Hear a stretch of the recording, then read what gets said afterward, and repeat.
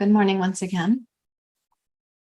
We'll start with sitting quietly together, and then we'll embark on our practice. And my focus this weekend is how we can organize the pranas of the body, the 5 primary pranas.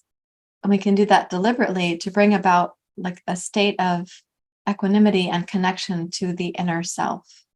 So please take a comfortable seat. You can rest your hands in your lap if you like. You're welcome to close your eyes.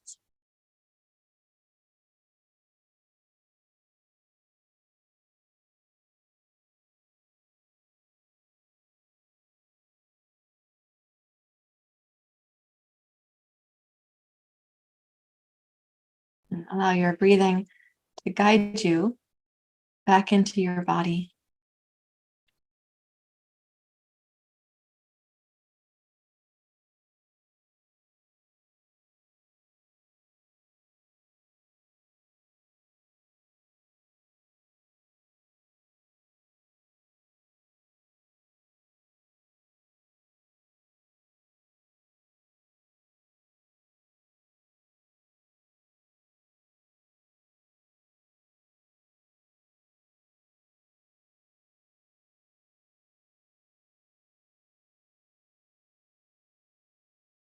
And welcome your breath to drop down a little more deeply into your pelvis.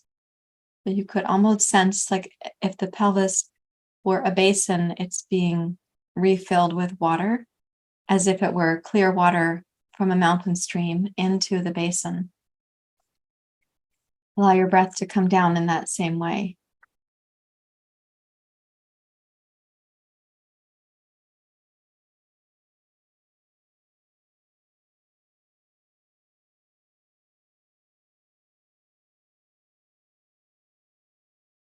Give a few moments of appreciation for all the organs of elimination. The base vayu is called apana vayu. We give appreciation for the organs of elimination. When they're working well, we hardly even notice or give our appreciation. But when we have difficulty, we can become frustrated or feel very unwell. And so appreciation that this is a part of our body ecology and our body intelligence.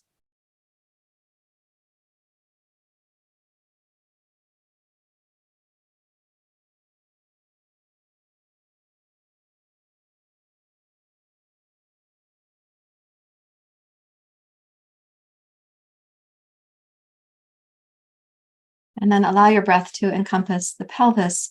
And as if that basin had become full, we want the breath to also rise up into the mid torso or the mid and upper abdomen.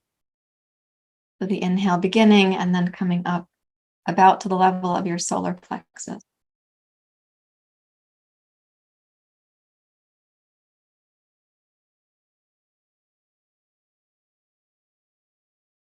And here we can give our appreciation for the organs of digestion, absorption, the process of breaking down food particles, and also life events and emotions, breaking that down into smaller and smaller pieces to be usable, absorbable as nutrients. And what is not nutritive gets passed on to the elimination process. So appreciation for both regions of your body.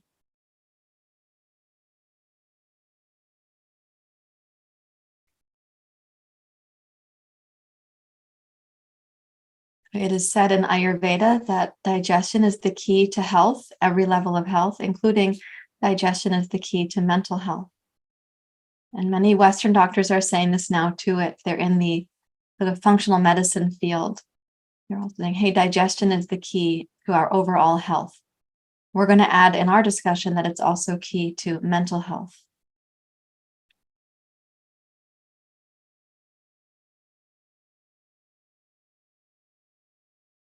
Now begin to lengthen your breath again. So you have the first third of the torso, mid third, and then the upper region of the torso. As the final third of the breath comes in, imagine that it's filling the heart and the upper back, the space between your shoulder blades, even the lateral ribs.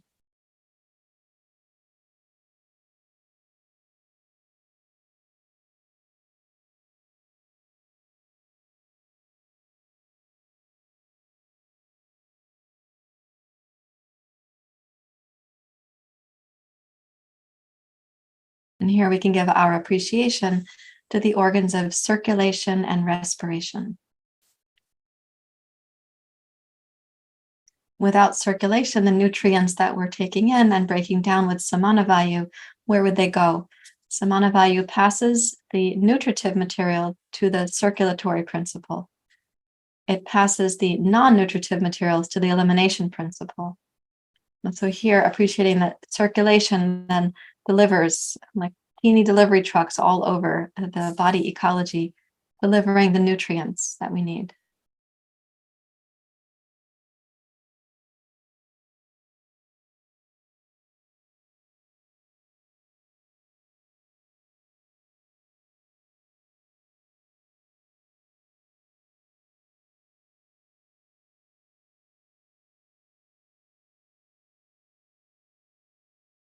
And so with appreciation for this, what I'll call body ecology, it's so amazingly designed. Please join your hands together at your heart. And also expressing your own appreciation to yourself for making it to class this morning. And we're going to be using the Sahana Bhavatu invocation.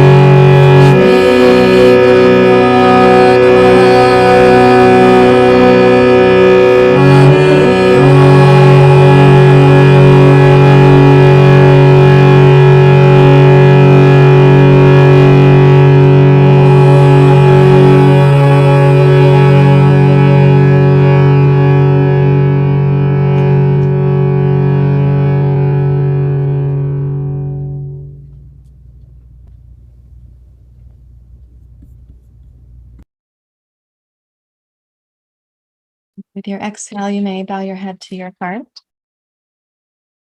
And again, giving appreciation both for your body ecology and your motivation for being in class this morning. And release your hands as you're ready to, and please open your eyes. And it tells me that Lynn raised her hand. Hi, Lynn. Did you raise your hand on purpose? No. Sorry. Was it just you're saying hi? Okay. Great.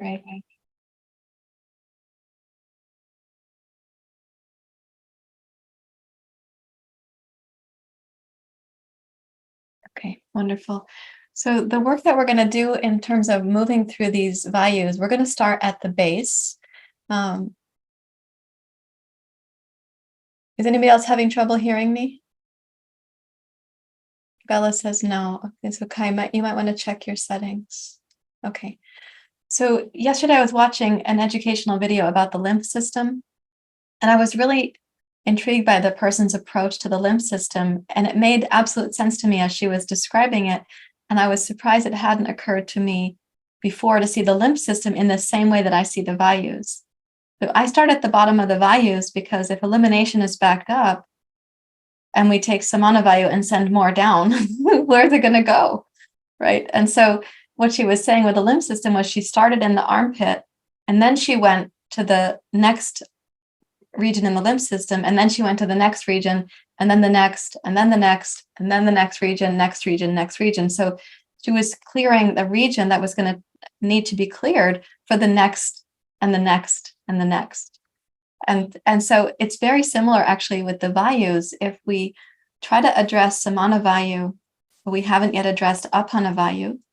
If we try to address prana vayu, but haven't yet addressed apana vayu, we don't have the proper opening for this energy to flow down. So therefore, we're going to get potentially like more backlogged or more storage of energy. It's going to be blocked in the body.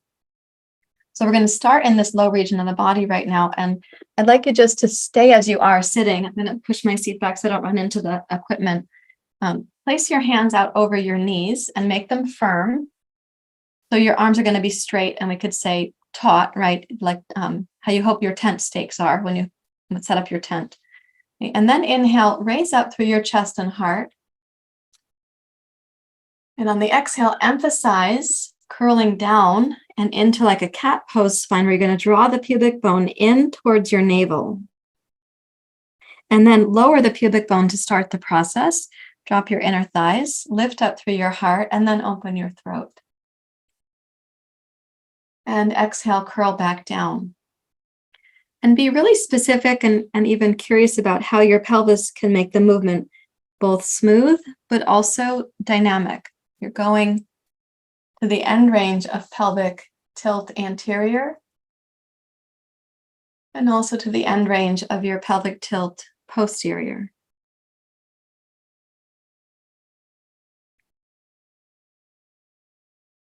And while you're using the whole body, keep your mental focus primarily down in the pelvis.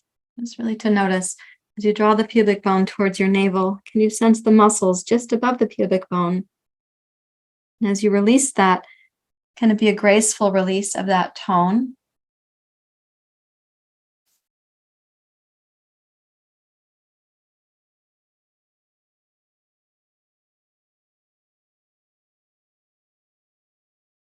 Let's do this for 3 more breath cycles and see if you could have complete concentration during those 3 breath cycles. The absence of distraction.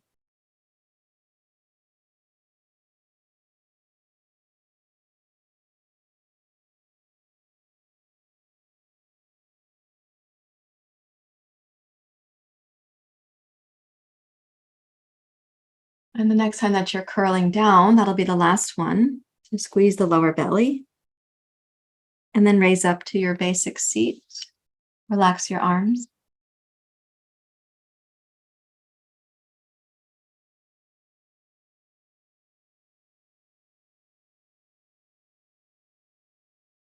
Now we're going to use the same kind of technology, cat and cow.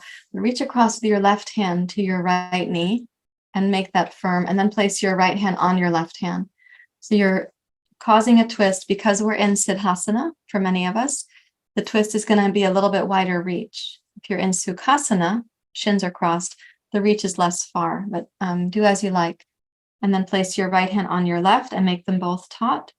And then inhale to go up to cow pose. And exhale, curl down. And notice, of course, it's asymmetrical. Can you sense the right low belly descending, the right inner groin descending as you drop the pubic bone? And then as you curl in, are you able to sense the right low belly toning and participating?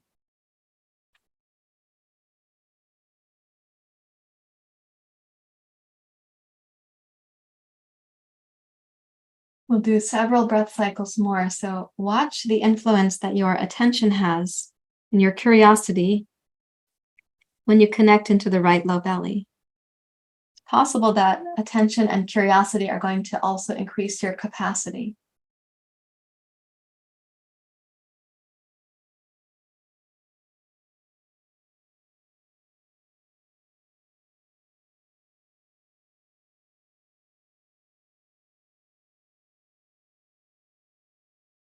One reason that capacity increases just from attention and curiosity is that you end up releasing the tension of being blocked from this part of your body. Let's curl down one more time with the exhale. And then come back to center and notice it was an asymmetrical practice. So what is the asymmetrical echo in your body?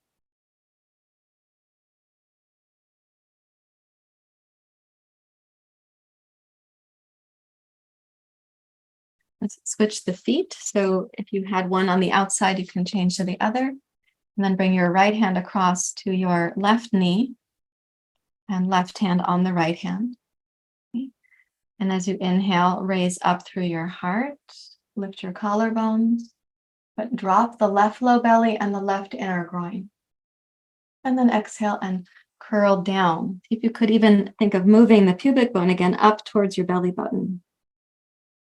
And inhale, drop the left inner thigh, upper inner groin, the left side of the pubic bone. And exhale, posterior tilt for the pelvis. So moving through at your own breath pace, of course, you're going to synchronize with yourself, not with my breath length, but with yours.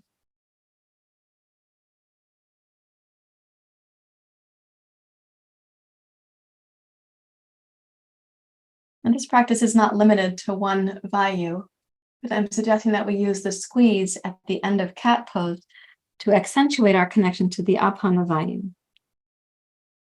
And then the release of the upper inner groin, the low belly, and the pubic bone is also associated with apana vayu. It needs to know both how to release and how to contract. We'll return to your center.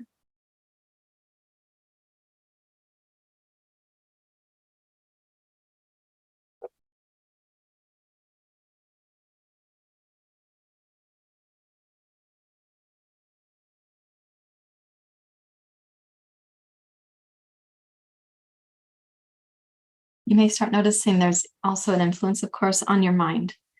Let's put aside the blanket or the bolster and please come to table pose. So the YTT students who are here, that's yoga teacher training students, you might want to take notice that some of the practices are getting repeated. So you can see how you get to repeat. It's like you have this huge list of ingredients and you get to draw different ingredients into your recipe, as it were. So please come to table pose. And in table pose, we use the inhale to go into cat. Press firmly down through both arms. Lengthen your tailbone down towards your knees. And then shift into cow pose. Slide your pubic bone back. Take the upper inner thighs back. Lift your sitting bones. And inhale to cat. Start at the tailbone as if your tailbone were kind of chasing your pubic bone. And then exhale and slide the pubic bone towards your tailbone.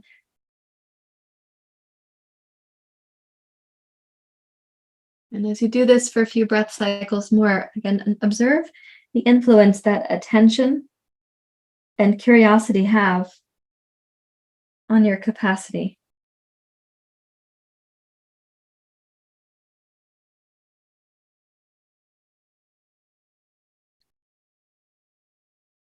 Now we're going to add on the exhale, from cat pose, go down to child's pose, squeeze the breath out. And then inhale, roll your spine forward from cat. Exhale to cow pose. Inhale to cat pose. Exhale, squeeze back into child's pose and tone the low belly. So deliberately squeezing the exhale out. And inhale, roll to cat again. And exhale, roll to cow pose again. And one more time, inhale, cat pose. Exhale, child's pose.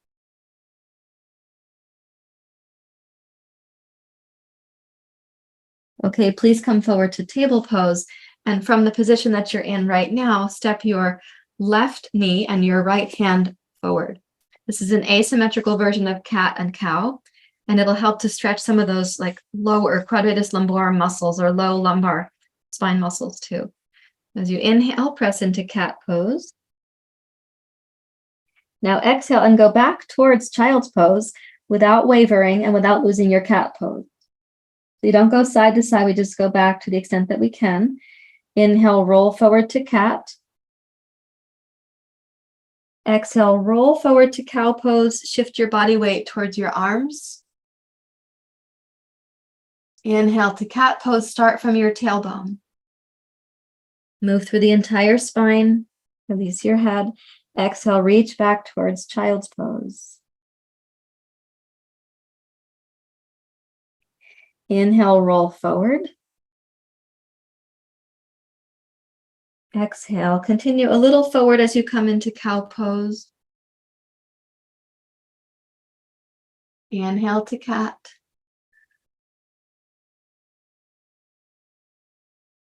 And exhale, part way back to child's pose while really keeping your cat pose spine. And now inhale forward to a symmetrical base. And then step your right knee and your left hand forward. Or you can step, let's see, like that. Or you could step your right hand and your left knee backwards. This is concussion therapy for me. Getting my orientation right there. Okay, so inhale to cat pose. And then as you exhale partway back to child's pose, you might discover the asymmetries in your lower back. Like side to side, I don't expect that this experience for you is very symmetrical. Come forward to cow pose at the pace of your own breath. Inhale smoothly. Exhale smoothly.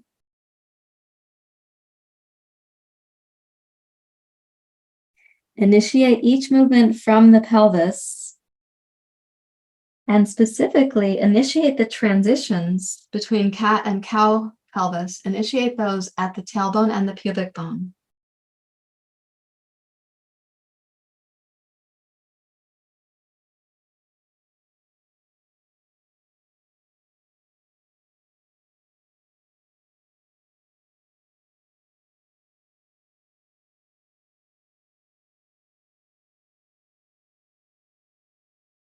Let's do one more time to cat pose.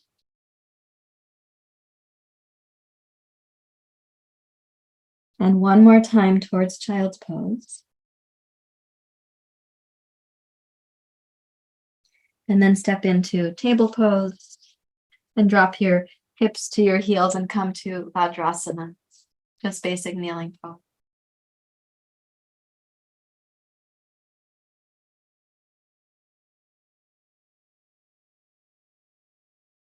And back into observing the overall rhythm of your body and your vitality right now.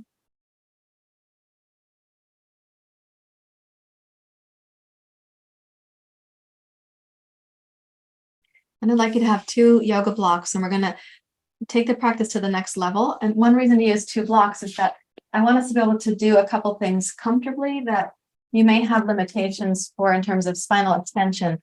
But I also like to hold the block like this. So the thumb is on the inside, and then the index finger, and then the other fingers. And that hold tends to put less pressure on your wrists because they're going to be very slightly turned out when you use them in this way. And so you will place the blocks just as you were having them a moment ago where your hands were for table pose. It's the same concept now. And so inhale into cat pose with your extra long cat arms. And then exhale, reach back to child's pose and see if this is the right distance for yourself. Okay, inhale, cat pose. Now exhale to cow pose. Lift your sitting bones. Slide the pubic bone back. Notice that the lower belly is relatively open here. We're going to use the inhale and the tailbone to slide forward to seal pose. So take the tailbone down, bring your hips forward. This is a breath in.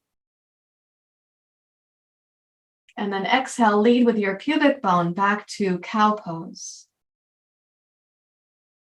And inhale to cat. Exhale, child's pose. Keep your cat pose spine so the lower back is a little bit rounded. Inhale, roll up to cat.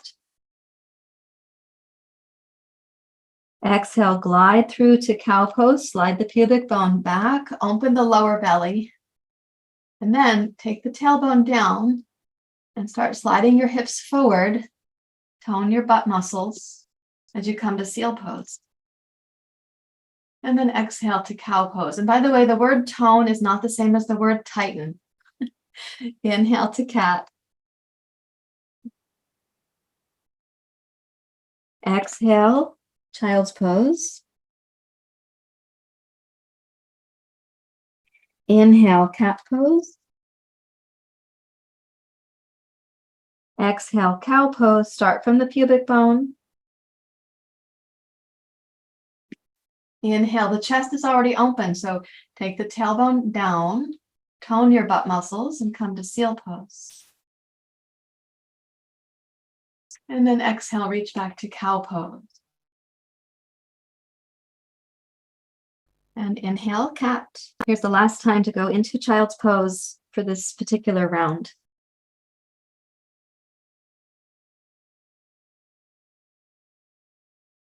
And then please walk your hands back towards your knees, come up to kneeling.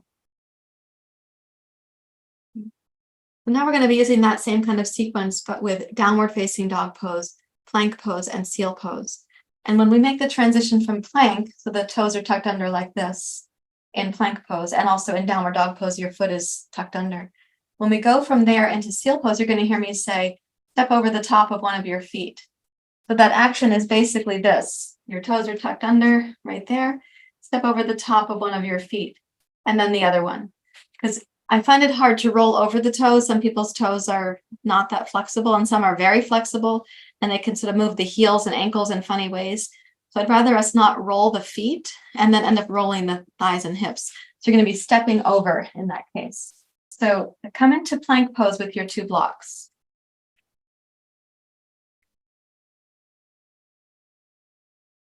As you arrive in plank pose, press into your big toes, stretch the other toes out from there, and use the full support of all 10 toes. And then inhale, reach high to downward facing dog pose. Now exhale, come forward to plank pose. Take the tailbone down so the lower belly is toned. And then step over one foot at a time and inhale to come into seal pose. Exhale, roll up to plank pose, stepping over your toes when it's appropriate. Inhale, downward facing dog. Exhale, plank. Inhale, step over your feet as you come into seal pose. Exhale, roll up to plank. And follow your inhale to downward dog pose. And do that one more time.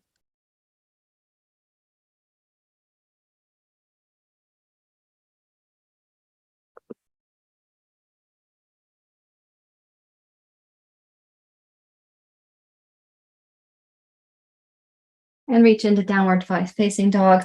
And from this dog pose, let's step forward 1 foot, the second foot, and come into Uttanasana.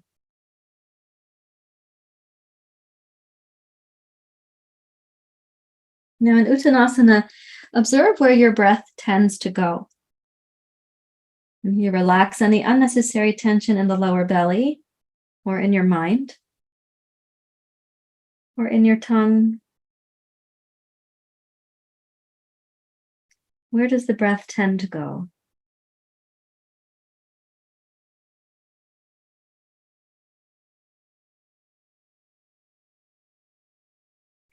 And please shift your hands up to your hips and rise up to standing. Come into mountain pose.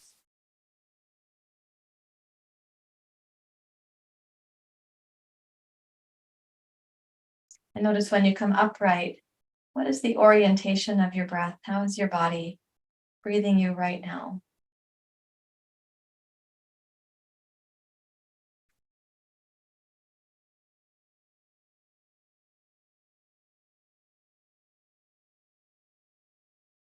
And are there any changes to your breath if you put a little bit more of your body weight in your heels? You can put your body weight like where the front of the heels end and the arches begin. Does anything change with the breath here?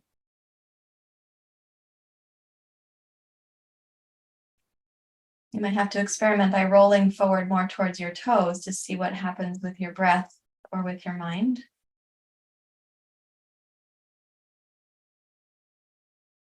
And then roll towards the very back of your heels and see what changes with the breath or with your mind.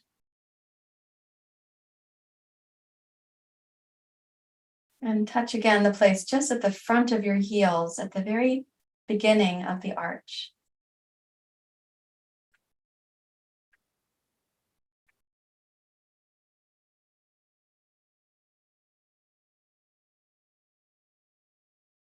The kind of awareness that I'm asking you to cultivate there is awareness that we need for the deeper work of yoga. So it's not just a physical practice, it's also mental, emotional, spiritual. And the awareness you cultivate just right there in that experiment also becomes skills that you use for emotional experimenting, mental experimenting. I mean, experimenting on yourself. I'm not going to experiment on you.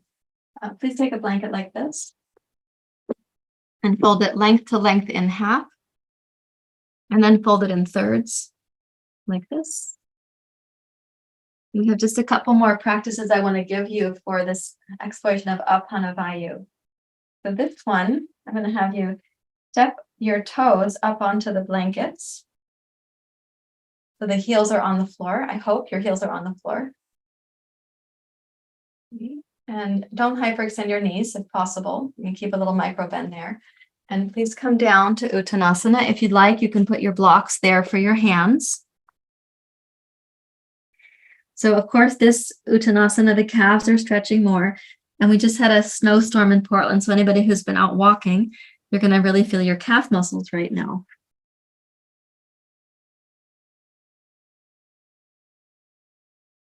Let's get curious. Where does the breath go when you come into this Uttanasana? What happens geographically and also rhythmically with your breath?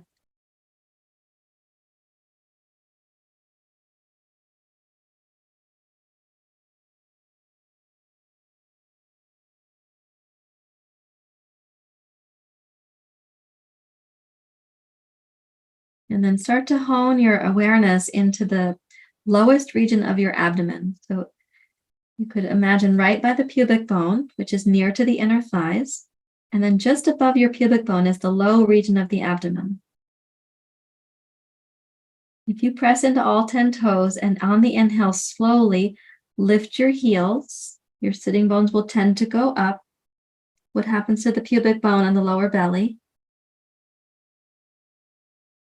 And then exhale and slowly start to lower your heels down.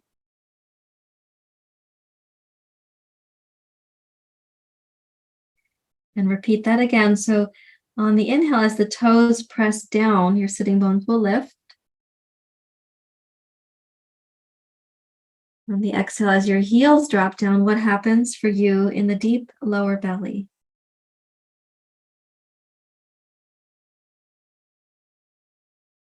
And do that one more time, please.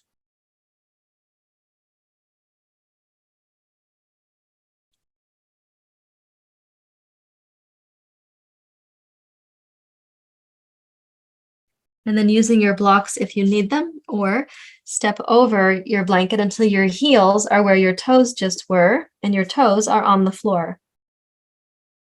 And then come down to this variation of malasana, where you're squatting and the heels are supported by the blanket.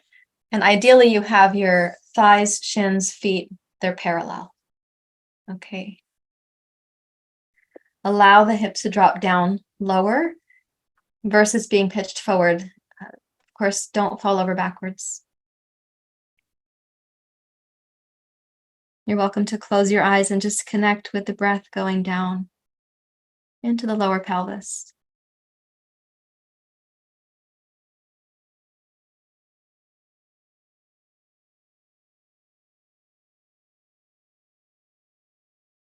As you drop down through the pelvis right now, what we're asking for is this action of apana vayu, the elimination vayu, to be really clear, to be possible. We're also asking the vata dosha to come back into its seat in the pelvis.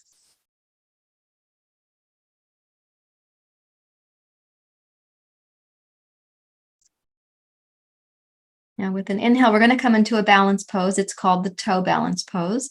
So you go like this, you inhale, raise your arms, raise your knees to be parallel to the floor so that you have a lap right here. This is your lap. Watch out for your dogs and cats. Your heels did come off the blankets and we're balancing on the toes. This is the inhale. And then exhale, touch your heels down and squeeze. Inhale, roll forward. Exhale, roll back. So if you might notice the way that your body has to use your feet, pelvic floor, and inner belly kind of in tandem. So inhale to the toe balance pose.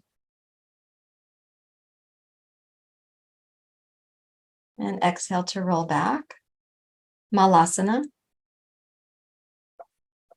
And one more time, come to your toe balance pose. And last time, touch your heels to the blankets. And then as you press down through your heels, inhale, rise up to standing. And step backwards, put your toes on the blanket. Exhale, come down to Uttanasana.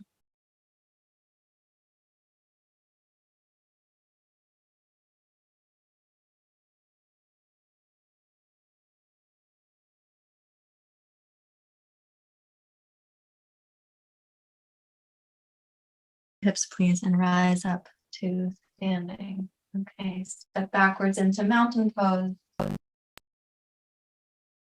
Notice what is happening for you from the pelvic basin down into your feet.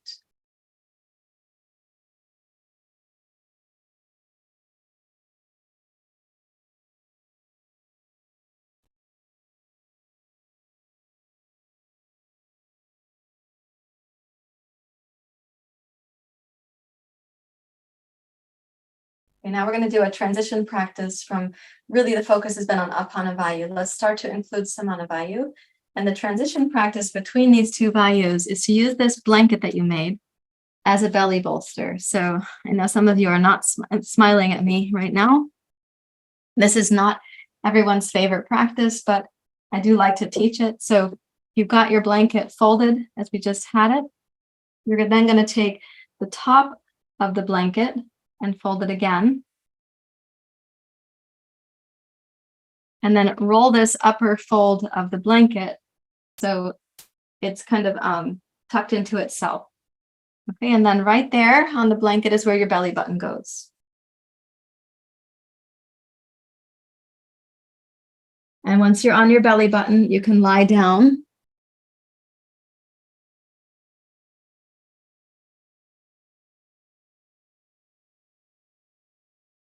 And what you might be aware of is that there are strong sensations where the blanket is. See if at first you can just allow the breath to come into the low pelvis, lower belly, your back waist, the side waist.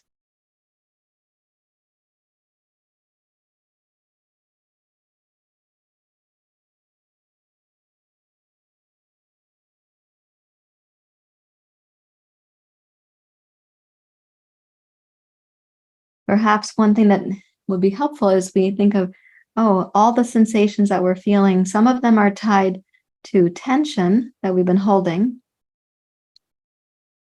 Some of them are connected to myofascial tightness in the organ system. So this is a chance for discovery. And of course, if it's too painful, you're going to put your body weight more on your elbows and come up a little bit. You have to modify. So from where you are, if you found that you could comfortably breathe, please bend your knees so your feet point up towards the ceiling. And let's treat the feet like windshield wipers and rock them side to side so you're rolling across the belly. My hope is that your blanket roll is not on your hip bones nor on your floating ribs, but it's on the soft, juicy spot in between. So not on bony parts, but on malleable parts. I guess we could say it that way. Of course, as you're taking the shins side to side, you might start noticing that some areas have more sensation and some have less sensation.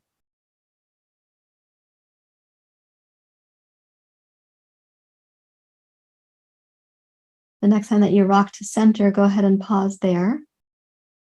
Let your feet down. Come up to your elbows into Sphinx pose. Tuck the right toes under. Reach back through your right heel like you're squiggling it backwards. And then lay the leg down. It should feel like your right leg got longer than your left leg. Tuck the left toes under, squiggle back. Take the top of the left foot down. Walk the elbows forward and then give yourself a little tug as if you were going to pull yourself forward isometrically with your elbows. And you may, of course, be feeling some deeper musculoskeletal tension, or it might be the gumminess of the myofascial system around the organs.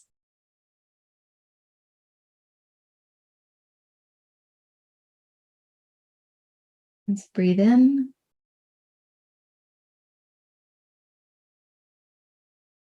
And then exhale. Now place your hands underneath your shoulders. Press up to table pose. Place your knees on the blankets, or one blanket. So your knees are going to be higher than your hips and come down to child's pose. Place a block for your head. And rest your hands near your feet. The reason the knees are elevated is that it helps us to have a greater descent for the pelvis, so apana vayu. But we also have this opportunity for some pressure against the abdomen from the thighs.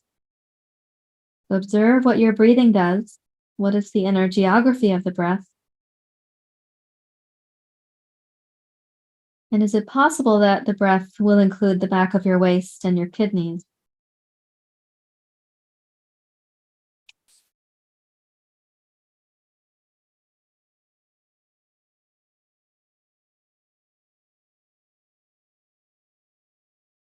And place your hands on your blanket roll, rise up to kneeling.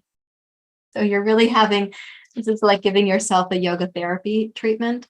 So that was your samana vayu. And notice that samana vayu, then it nourishes apana vayu. It has a responsibility to churn the food, break it down, send it down its proper pathway. And then samana vayu surrenders and it waits for the next opportunity. the next time that you eat, in other words. So we're going to use some gradually increasing twisting poses now. So let's put this blanket aside. I hope you didn't have brownies for breakfast before coming to class. Please come up to standing.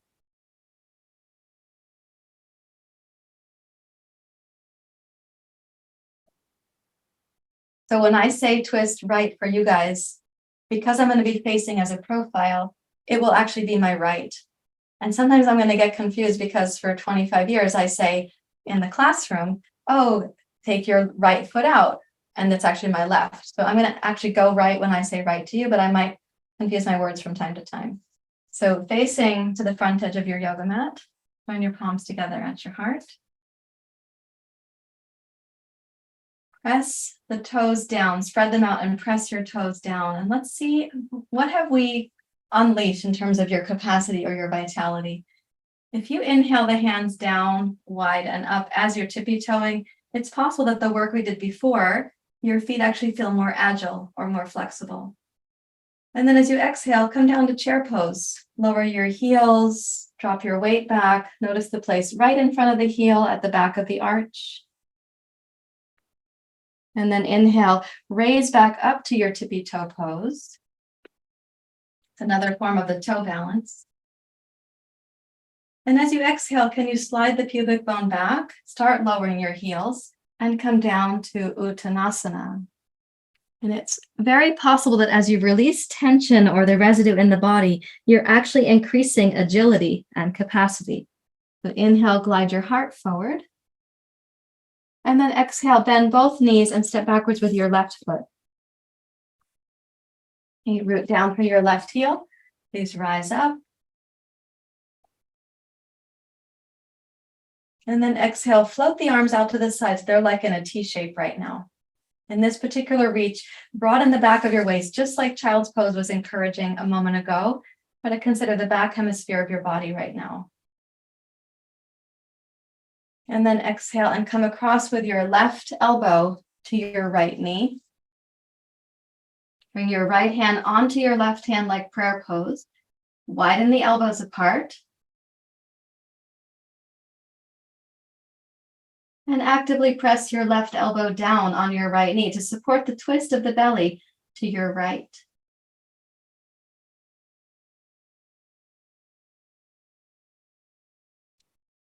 Tone your outer right hip and your outer right heel. And as you inhale, raise back up to your crescent with the arms out to the side. And then exhale and let's touch down to the two blocks. Inhale, step your left foot forward. And exhale, right foot back. Press into your left heel. Inhale, rise up. And then exhale, float your arms out into a little T shape here and broaden the back of your waist. It's often easier to find that broadness when the arms are not directly overhead. That's because of a specific muscle called latissimus dorsi. When you raise your arms, if that muscle is tight, it can tend to cause you to want to arch your lower back more. So we go arms out, broaden the back waist. And then exhale and bring your right elbow across your left knee. Place your left hand on your right. Widen the elbows apart.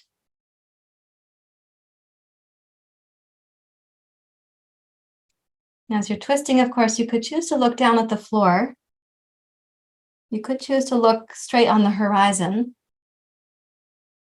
You could choose to look up. Looking up will tend to pull your mind and your vata dosha up. Looking on the horizon might be a feeling of being centered. And looking down can tend to increase your sense of grounding.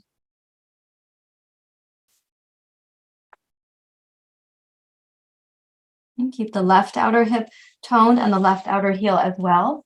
And rise up to your crescent. And then exhale and descend. Go ahead and touch the two blocks. Inhale your right foot forward. And exhale to bow over the legs. Inhale, rise up slowly.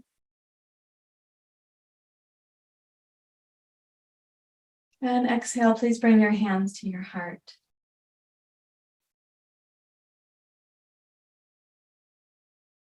Get some appreciation for the organs of digestion and the function of samana vayu.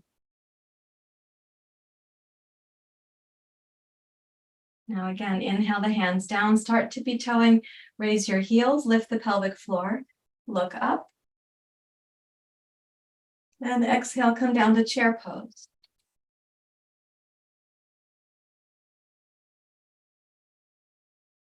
Inhale, rise up to tippy-toe pose.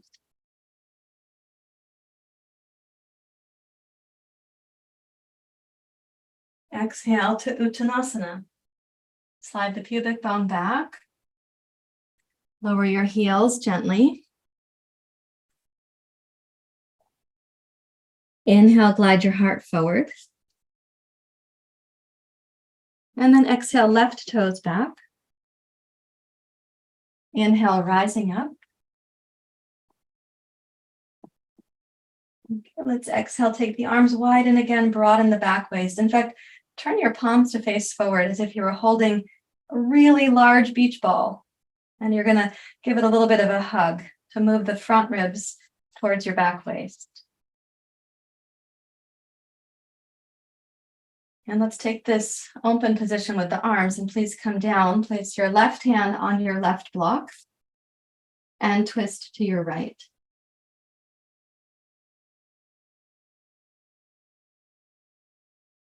So this time your pose doesn't have the leverage of the left elbow on your right knee. It's going to require the strength of the inner body for twisting. So press into your left arm without grasping with your right arm.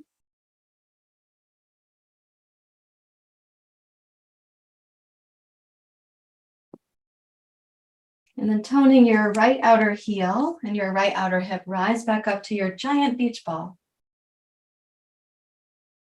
And exhale, let's descend. And please step your left foot forward and your right foot back. Inhale, rise up.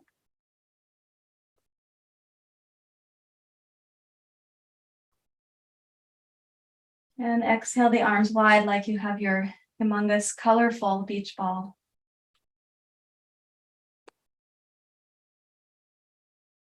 So keeping this awareness of what happens in the floating ribs here is really important because it is a juncture in the body. If you tip the floating ribs too far forward, you end up squeezing the kidneys and adrenals, giving yourself a little, like a perfume ball, poof, poof, of adrenaline or cortisol.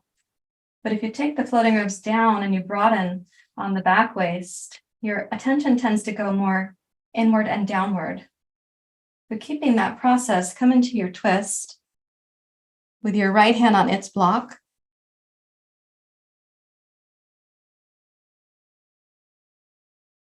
And you're going to use the internal, not the external leverage for the twist.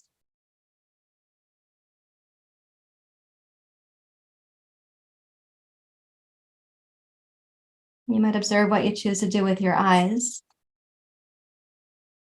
and how that choice affects your nervous system.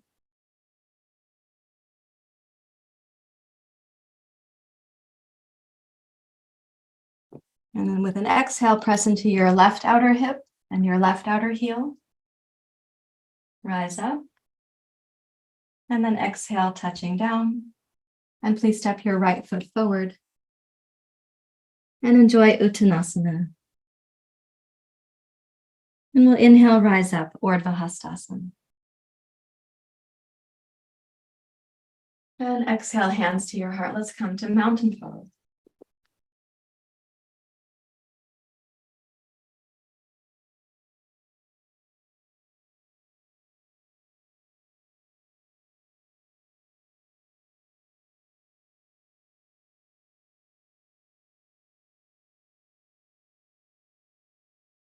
The first twist in that sequence, you had the leverage of your elbow on your knee. And the second one, you have the need for internal leverage, which is a different orientation. Now we're going to use the Anjaneyasana pose for the twist. And I'm going to face forward on so you can see. So now I have to switch from my left and my right. This is my right leg now. This is my left leg now. So put your right foot forward, please.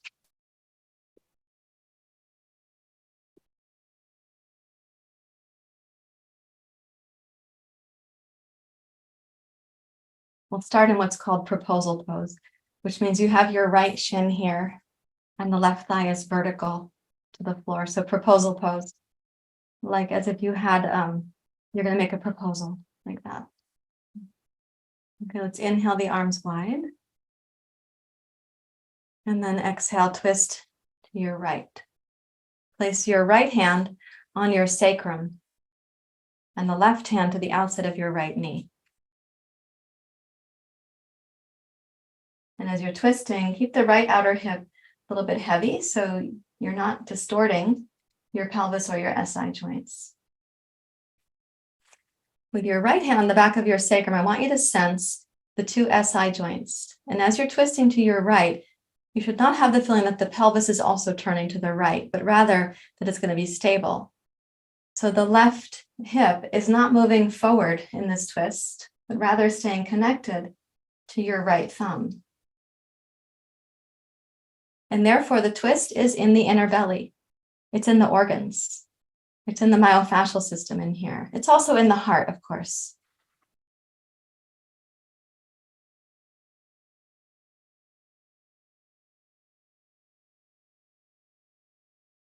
And then exhale, come around to face forward. Touch your fingers to the blocks now. And as you come into Anjaneyasana, that means that your body weight's going to come forward over your left kneecap. By all means, pad your knees if you need to. The hips also come forward. Yep, and your right knee is going to be over the toes of your right foot. Yeah. And now I'd like you to press into both hands and tone the inner belly. So you're lifting a little bit like you would in cat pose. And then cross your left elbow over your right knee and place your left hand on its block. Swoosh your belly across your right thigh and wrap the right arm around behind the small of your back.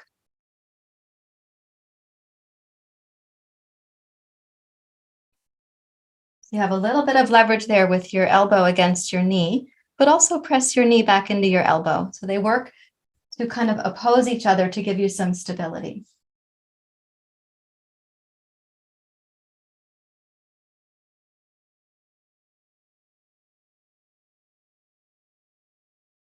Okay, and then exhale, come back around, fingertips on the right block, fingertips on the left block. Where is your cat pose belly? You tuck the left toes under, straighten your left leg, and step your left foot forward and your right foot back. And let's bring the right knee down to proposal pose.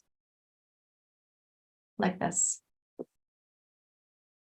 And of course, yeah, have a blanket for your knee if you need to. Okay, so we want the left thigh to stay in line with the left hip here. Right? And we also want your hips to stay level. So you're not going to hike this one up. Yeah, there you go. Okay, sweep the arms wide. And as you twist to your left, cross your right hand.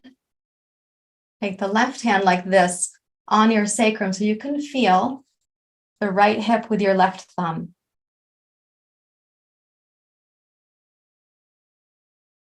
And that means that you can be aware, you can kind of like lightly supervise that your right hip is not pushing forward for the twist. We're going to keep the pelvis stable and then turn through the internal organs, through the inner body.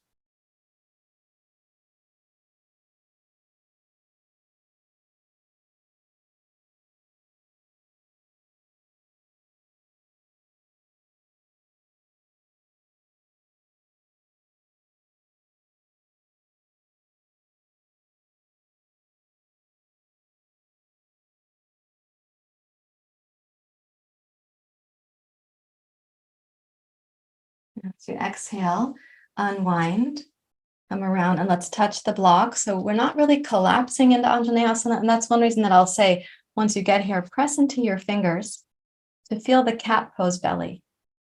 So it's not like you're collapsing into some, I don't know, more watery pose. We want to have a sense that there is foundation and there's inner strength.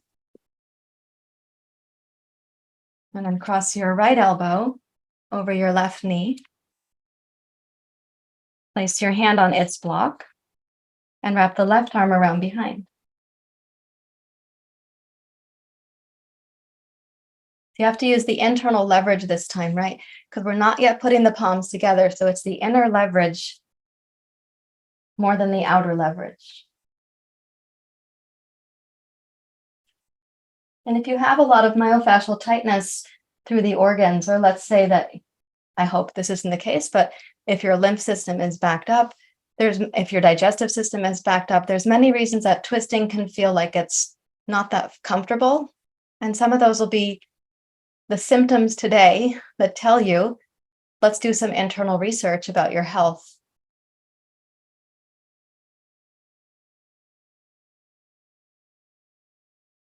Okay, so we're going to exhale, come back around.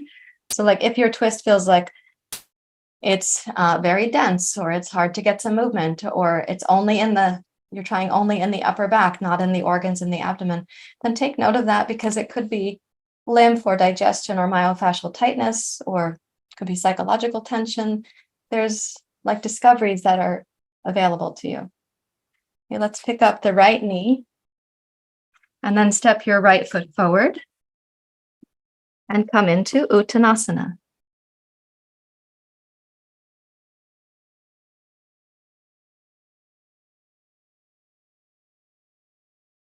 And notice where your breath goes in your body. What happens with the rhythm of inhale and exhale?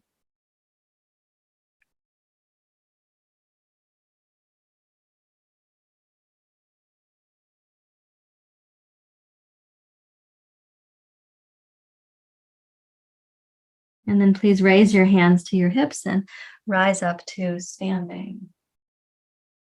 And notice how things feel. When you get to mountain pose, here's the cool thing. There's going to be a drainage process going on. So samana vayu should compress the food and then send it down.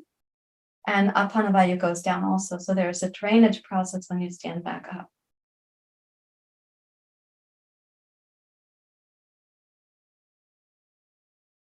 Okay, let's now look at opening up the chest and heart region. This is where vyana vayu is. So as we clear these three vayus, each of the doshas gets the chance to come back home to where it ought to be, versus being hither and thither, vata and pitta, and where kapha is hiding. So we bring vata dosha back home to the colon, pitta to the stomach, and then kapha dosha gets to come back home to the lungs and the chest. Take your arms wide, please. Reach your right elbow over your left. Wrap the arms to the best of your ability, right? So some people get their palms like all matched up there. That's not one of my capacities. Some people hold on to one thumb and one pinky. That's all they can hold. I used to hold on to my tube socks because we had tube socks in the 80s and the 90s. Inhale, lift your elbows. Exhale, draw them down. Inhale, lift. Exhale. As you draw your elbows down, lift your heart up. So you inhale, the elbows rise up, but so does the crown of your skull. And then on the exhale, keep your heart lifted as your elbows come down. And do that one more time.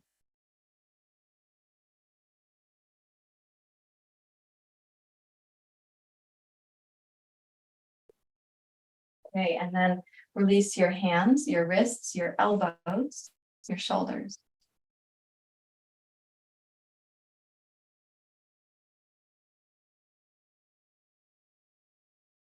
And now wrap your left arm over your right. Palms together, so you're weaving around like this.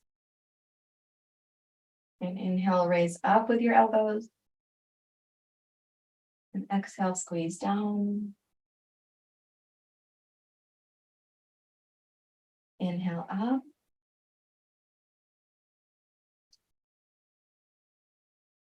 At your own pace, you're going to exhale, slide down.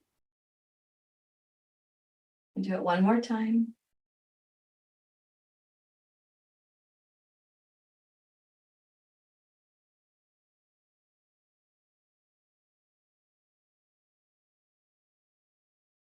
And then release your hands, your elbows, your shoulders.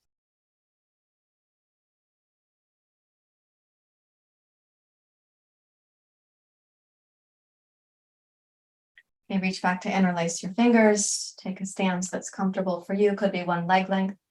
Roll your shoulders back. Be vigorous with the arms, moving back away from your hips. Absolutely fine to hold a yoga strap or a bathrobe sash or a broomstick, whatever you got to hold, or interlace your fingers. And then come down. If you're holding a broomstick, come down carefully. If you're holding a broomstick, it means that you, at one time, like myself, you were probably an Iyengar yoga student. But as you come down right now, squeeze your shoulders towards your shoulder blades and your shoulder blades towards your spine. Allow your neck to be free and for the shoulders not to crowd your head.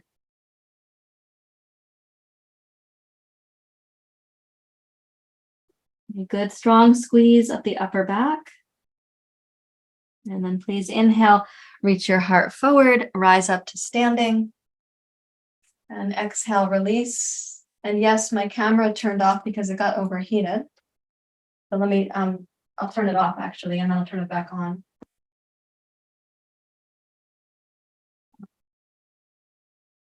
So we can't see me, but let me choose a student that we could spotlight, and they can be our model for the next couple poses. We are coming up to Shavasana, so it's not going to be a long time that you have to model. Okay. Come down to the floor because we're going to sit, and this will tell me who I could choose as a model. I'm looking at your camera angle. Oh, Carol, that's great. Can I use you? Okay, great. So we're going to take a seat for Purvottanasana, which means sit on your mat facing the short end and bend both knees as if you're about to go to boat pose, except that you're not.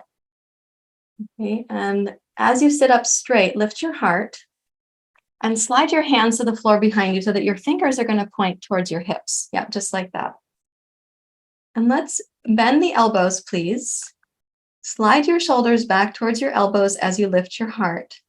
Make a kind of opposition between the shoulders and the upper chest. You have the option to scoot your hips a little forward to give a stronger experience of the shoulders and the upper back. Yeah, just like that, right? As you keep the shoulders squeezing back, some of you are going to find you can lift your heart and even you can open your throat. But others will find that the head cannot go backwards yet because the upper back needs a little bit more mobility first. Okay, and let's release by breathing in, raise up to your seat, reach your arms out over your knees and relax your fingers. Now we're going to try it in the full pose called Purvottanasana. It's called reverse table pose. So place your hands behind you, the fingers point towards your hips. Place your feet so they're hip distance apart.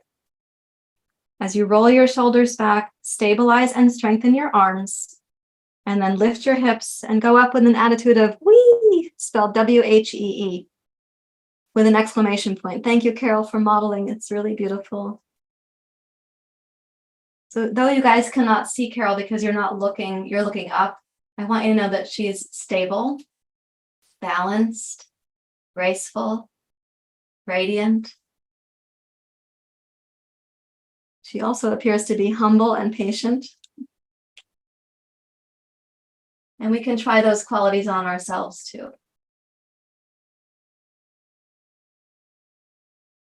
Now with the next exhale, lower your hips down, but keep your chest and heart rising. And then bring your head up, bring your arms forward, rest your arms once again over your knees so your fingers are going to relax. Yeah. Let the arms be limp over your knees because the circulation that washes down to your fingers is kind of cool to feel. And then lie on your back in preparation for bridge pose. So lie all the way down. This is going to be an active form of bridge pose. We're working on the Vayus. In this case, vyana vayu needs us to be active about our bridge pose. Great. So let's press the shoulders firmly down. And also press into your heels and toes, please. And then inhale, raise your hips up and start the lift from your tailbone to your sacrum, lumbar spine, mid-spine, upper spine. Here comes bridge pose. You can choose to interlace your fingers at the small of your back if you would like to. Also possible to hold on to your yoga strap if you would need that as a support. So this bridge pose is really for your health. I want you to think of you are promoting vyana vayu, which receives from samana vayu the nutrients that are going to be disseminated throughout your body. You're also working with your lymph system right now, and that is just so essential for your well-being. So breathe calmly and encourage your body to feel that this is medicine. You want to sustain your pose with mental and physical elegance.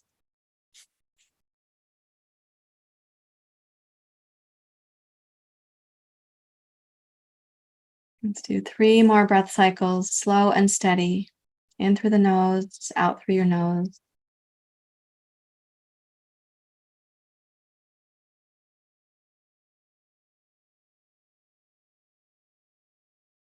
And then as you next exhale in your own particular rhythm, go ahead and roll down slowly.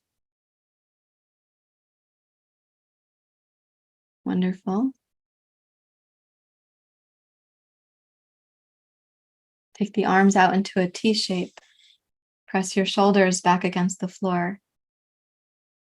Float the knees up towards your chest and keeping your knees as snug to your chest as you can. Roll your knees down towards your left armpit for a twist. The twist addresses, as many poses do, it addresses all of the vayus, apana, samana, vyana, vayu. Rotate your head opposite of your knees.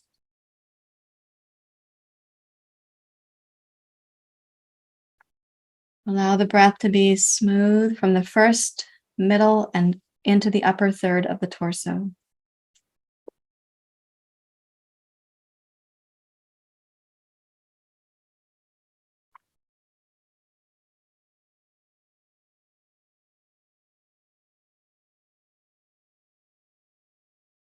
So it wouldn't be the case that any one pose addresses only one vayu.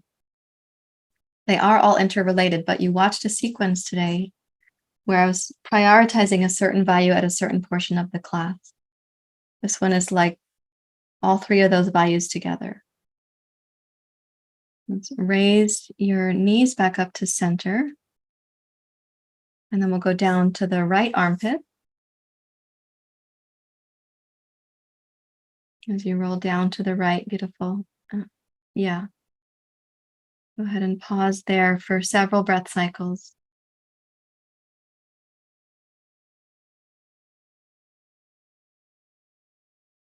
And observe how you welcome the nourishment.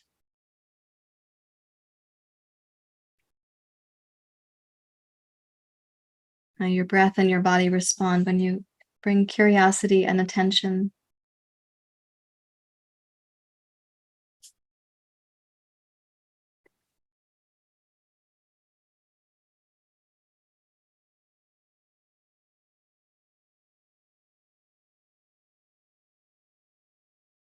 If possible, the breath could become a little smoother or even a little bit more loving, depending on how you're breathing now.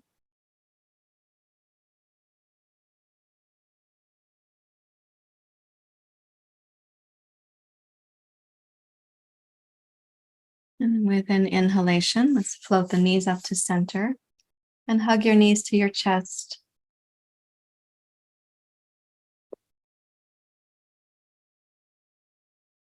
And then please make yourself comfortable for Shavasana.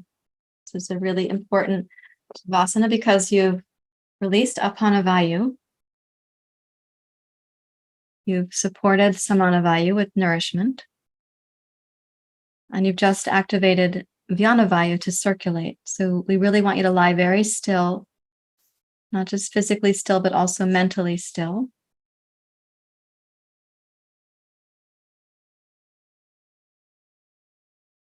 You're in the mode of receiving.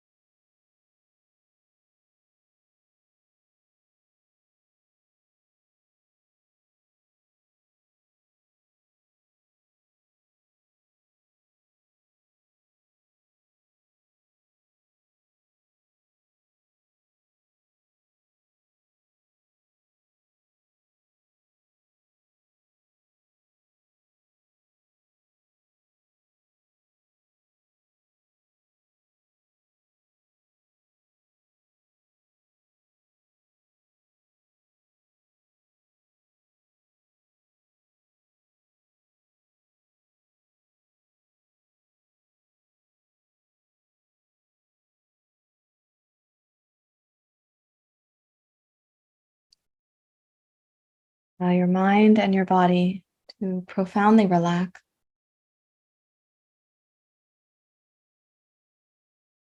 Offer yourself the gift of really deep nourishment.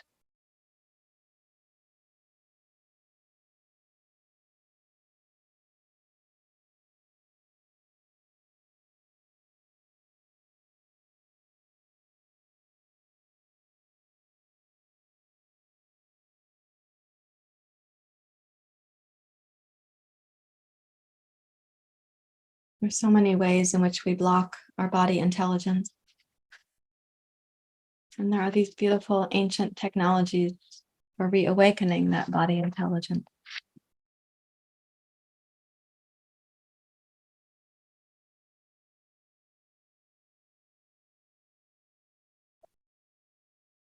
Surrender to the fullest extent so that your unblocking allows this intelligence to flow once again.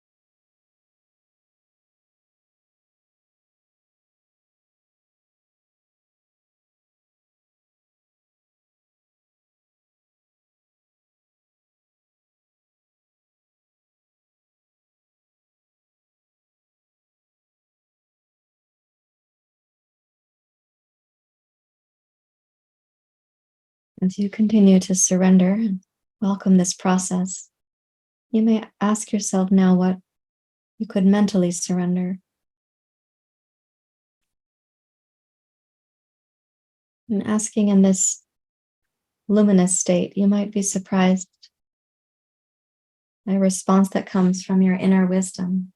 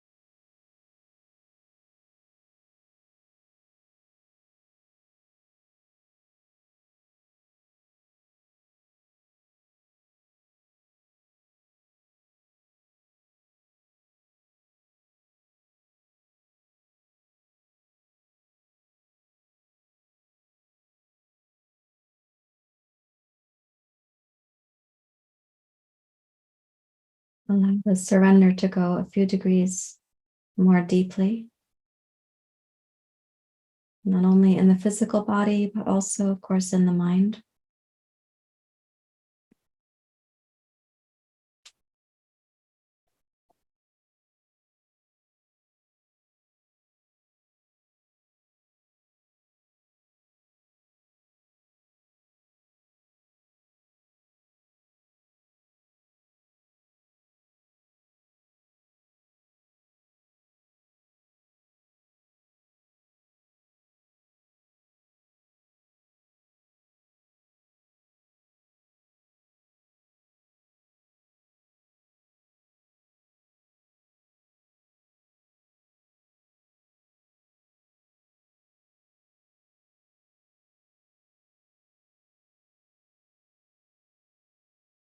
As that surrender goes more deeply, and ask again of your inner knowing, any surrender needed from the mind, whether behaviors or actions in daily life that you need to refine or modify.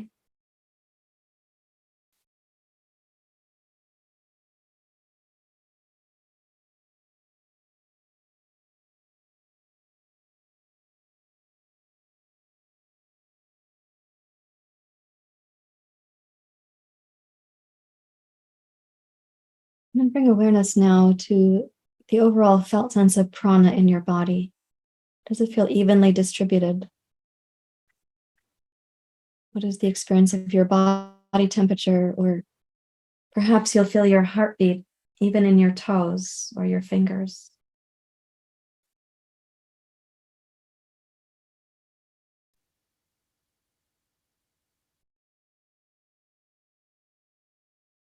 And then you can lightly wiggle your toes and fingers and bend your knees.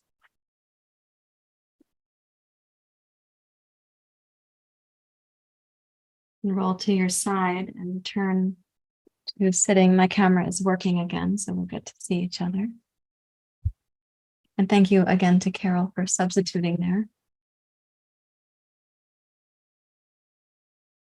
So as we come to sit, we're going to share a few minutes of silence, and I want to make a couple offerings to your trance state, your yoga state,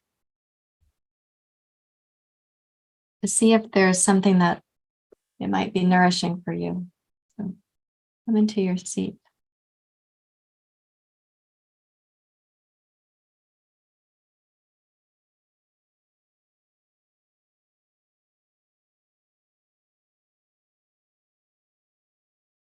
For udana vayu, in the throat.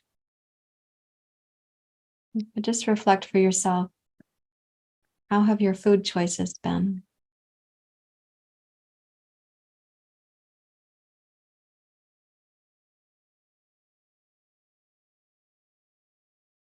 And the other substances that you ingest, anything needs to be refined there. Liquid like caffeine or alcohol or other things that you take in orally, anything that needs to be updated on behalf of your health.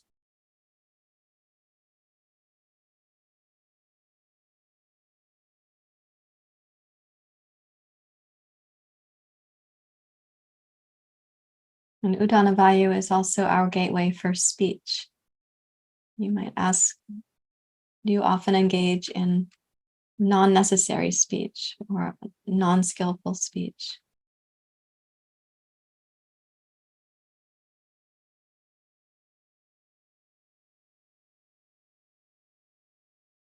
And how would you like your speech to come across to others?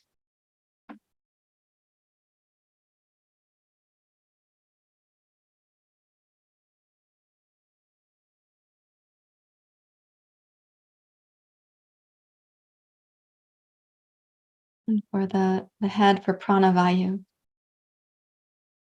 and just ask at the moment how connected your primary antenna feels to consciousness or space, expanse.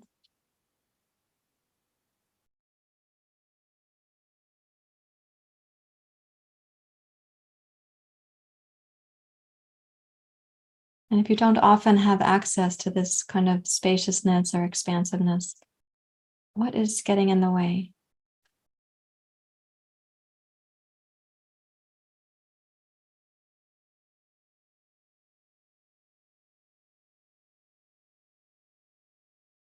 Your mind feels relatively still right now. Is there a life habit that you have to update to keep prioritizing the stillness, the clarity of your mind?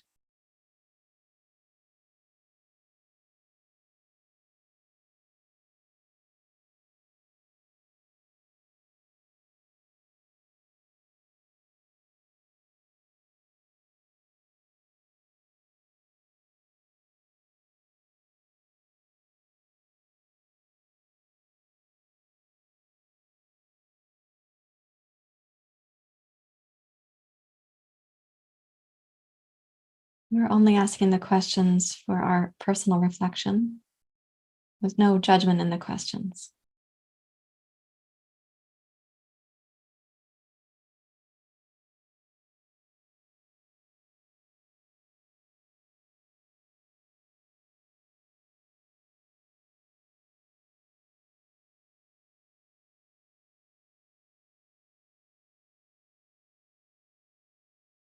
Please raise your hands to your heart.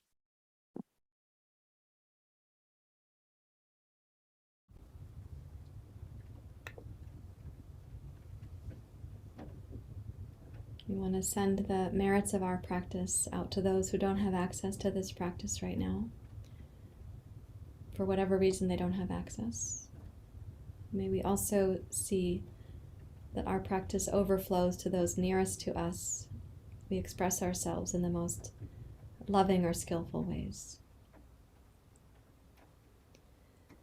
Loka samasta sukhino bhavantu. Loka samasta sukhino bhavantu.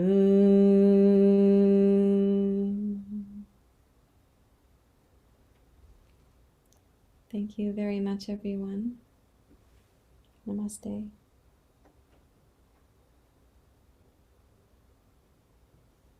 Now, if these practices are helpful to you, of course, subscribe to the YouTube channel, click like for the videos that help you, so I'll get that feedback, and leave comments or questions down below as well.